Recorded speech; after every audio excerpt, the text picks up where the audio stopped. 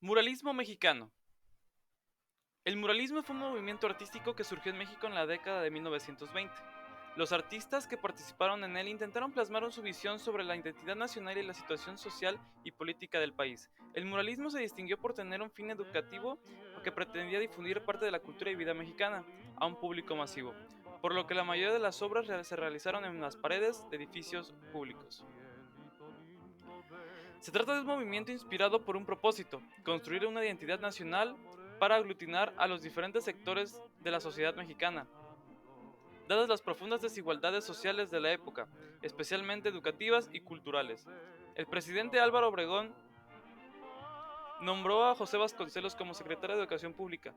Este desarrolló el primer programa cultural del Estado mexicano después de la Revolución. Características del muralismo mexicano. El muralismo mexicano seguía un programa para lograr los propósitos del Estado revolucionario. En primer lugar, la valoración y recuperación de la historia, fuente de la identidad nacional, y en segundo lugar, el reconocimiento de que los descendientes de esa historia seguían presentes en la contemporaneidad.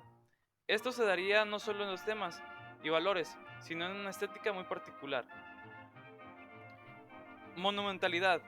Si el muralismo era arte concebido por el Estado para una estrategia social, es claro que debía tener un alcance público, lo cual solo podía lograrse mediante el muro o la escultura monumental. Así, el soporte esencial del muralismo mexicano fue evidentemente el muro que le daría monumentalidad al concepto artístico. Estos muros estaban dispuestos en los edificios del Estado, en escuelas, universidades o iglesias. El muro además garantizaba que el arte cumpliera con un propósito público al no ser coleccionable, asestando un golpe contra el concepto elitista del mercado del arte. Así, el soporte elegido era coherente con los valores de la revolución triunfante. Técnicas. En el muralismo mexicano se usaron dos técnicas predominantes: el fresco y la encáustica, tal como informa Mijando de Jesús. El fresco es una técnica prehistórica pictórica que consiste en pintar sobre una capa húmeda de cal con pigmentos minerales disueltos en agua. El proceso de secado de cal hace que los pigmentos se aglutinen y se fijen, aumentando la durabilidad. Esta técnica requiere de velocidad en la ejecución, pues compite contra el estado de secado, razón por la que no admite repintes. Así que, quienes utilizan esta técnica son auténticos maestros del arte. En la técnica de la encáustica, el material aglutinante es cera caliente mezclada con pigmentos. Se puede aplicar con un pincel o una espátula igualmente caliente. Luego de secarse, se pule con trapos de lino bien secos. Si se ha utilizado desde tiempos antiguos, especialmente sobre tabla, aunque también en la pintura mural. En un primer momento, los muralistas aplican elementos de las vanguardias occidentales como el expresionismo, el futurismo y el cubismo sintético como Rivera, pero no por ello puede considerarse que la hayan imitado. Por lo contrario, acabaron por apartarse de ellas. La historia de México. Diferentes pasajes de la historia mexicana pasarían a formar parte del repertorio temático. La conquista y la colonización, la guerra de independencia, la revolución mexicana, la abolición de la esclavitud, las campañas de promoción de la alfabetización, etc. Algunas representaciones mostrarían los triunfos de la nación, otras las contradicciones frente a las cuales había que luchar. Al desarrollo de nuevos temas, necesariamente hubo que renovar el repertorio iconográfico del arte. Así surgió la iconografía obrera y campesina en una primera etapa. Posteriormente, en la medida en la que el muralismo halló su conexión con la especialidad mexicana, desarrollaron extensamente la iconografía indígena, lo cual le dio al movimiento identidad, sentido y riqueza. Principales autores del muralismo mexicano. Es bastante conocido que David Alfaro Siqueiros, Diego Rivera y José Clemente Orozco fueron los artistas más renombrados del muralismo gracias a la relación con José Vasconcelos. Pero además de estos, a quienes también vamos a referir en esta sección, otros nombres destacados son Jean Charlotte. Fue un pintor nacido en Francia, pero naturalizado mexicano. Al descubrir el arte prehispánico, quedó fascinado por sus características, de manera que trabajó bajo el influjo de este hallazgo. Fue además asistente de Diego Rivera en sus primeros años.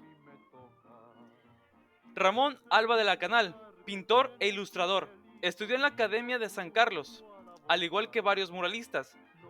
Formó parte del sindicato de pintores. Entre sus obras destaca el desembarco de los españoles y la cruz plantada en tierras nuevas. Fernando Leal. Fernando Leal, uno de los pintores contratados por José Vasconcelos para el gran proyecto de la Escuela Nacional Preparatoria, donde pintó el fresco de los danzantes de Chalma o la fiesta del Señor de Chalma, 1923-1924. Asimismo pintó la epopeya boliviana en el vestíbulo del anfiteatro Simón Bolívar entre 1939 y 1942. Fermín Revueltas fue pintor vitralista, dibujante y muralista. David Alfaro Siqueiros. Siqueiros, que vivió hasta 1974, se distingue de Rivera y Orozco en que sus temas proyectan más el futuro que el pasado. En sus inicios practicó un arte clasista y nacionalista. Sin embargo, a partir de 1932 evolucionó hacia un arte mucho más dinámico. No es de extrañar, por tanto, la presencia de elementos de la vanguardia del futurismo en la obra del pintor, obras geométricas, diagonales, líneas rectas y curvas. Diego Rivera, quien estudió en Europa y antes que nada practicó el cubismo sintético, heredó de esta vanguardia el equilibrio, el orden, la armonía y los principios de construcción plástica, lo cual es visible en el mural La Creación, de 1922. Como resultado, Rivera promovió la representación del mundo indígena desde una mirada idealizante. En ello se reconoce también la inclusión de lo femenino, a lo cual Rivera da voz y presencia. José Clemente Orozco. José Clemente Orozco fue el más influido de los muralistas mexicanos por expresionismo. Por un lado, trabajó profusamente los valores socialistas, junto con la educación, el progreso y la industrialización. Por otro lado, el universo de personajes de Orozco se concentró en lo masculino, en lo cual se distinguió de Rivera. Orozco rechaza la composición de idealizadas mitologizantes del pasado indígena, pues entiende que lo prehispánico y lo hispánico se entrelazan en un proceso conflictivo marcado por la lucha entre el progreso y los sectores reaccionarios. Dentro de estos antecedentes del muralismo mexicano buscaban un arte nacionalista. Esto a inicios del siglo XIX, tras la inquietud independentista de México. En ese tiempo destacaron Leandro Izaguirre, Félix Prada, José Obregón, Rodrigo Gutiérrez y el grabador José Guadalupe Posada, de 1852 a 1913. Sin embargo, un antecedente más concreto y significativo lo representa la exposición de la Academia de San Carlos, celebrada en el año 1910. Esa exposición fue organizada por el pintor Gerardo Murillo, conocido como el Dr. Alt, de 1875 a 1964.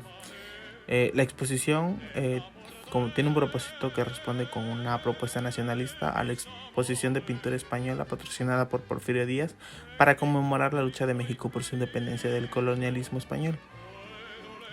Y dado a eso, nosotros elegimos el mural Morelos y la Justicia, realizado en 1976 por el artista plástico Agustín Cárdenas Castro. La obra representa a José María Morelos y Pavón, héroe de la independencia de México, originario de Valladolid, Morelia, alternado por el águila republicana devorando una serpiente, símbolo del escudo nacional, y una serie de documentos que hacen referencia al legado de Morelos con la promulgación del decreto constitucional para la libertad de la América Mexicana, que es propiamente la Constitución de Apaxingán de 1814.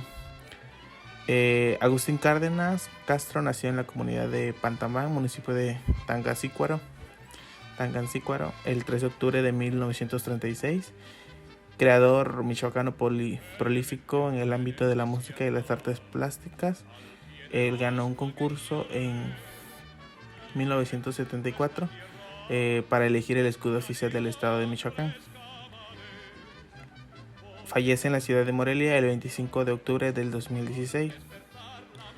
El maestro Agustín Cárdenas Castro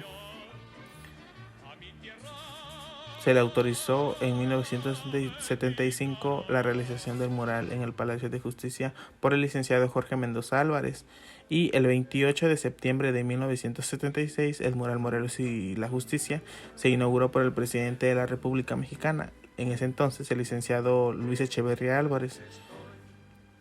El mural está ejecutado en el cubo de la escalera principal del antiguo Palacio de Justicia, en acuerdo con el gobernador de Michoacán, Carlos Torres Manso, 1976. La obra fue realizada con la técnica moderna para preparar un muro exento de humedad y salinidad, logrando un repellado de singular textura sin grietas ni desniveles, sobre el cual se aplicó el material acrílico selecto para el mural, dándole un efecto de poliangularidad. Esto quiere decir que tiene un efecto dimensional en el cual se ve cómo se mueve cuando va subiendo las escaleras. Al inicio tiene una poste y arriba en el segundo piso tiene otra y se ve como que si va caminando. El área de central es de 9.56 por 7.4 metros. Los planos laterales miden 1.4 por 5.3 metros. El contenido de la obra recuerda el momento en el que se firmó en Apaxingán la Constitución de 1814 y el instante en que se estableció el primer Tribunal Superior de México. Destaca en forma triunfante a Morelos apoyando en su vasta creación jurídica. Se remembra al Morelos nicolaita, al humanista, al hombre de origen popular con superior formación intelectual que lo ilustra para participar en la lucha contra el orden subcolonial. Se rinde homenaje al jurista nato, al hombre buscador de la verdadera justicia, al estadista, al visionario que dotó a su tierra de organización constitucional minuciosa y profunda.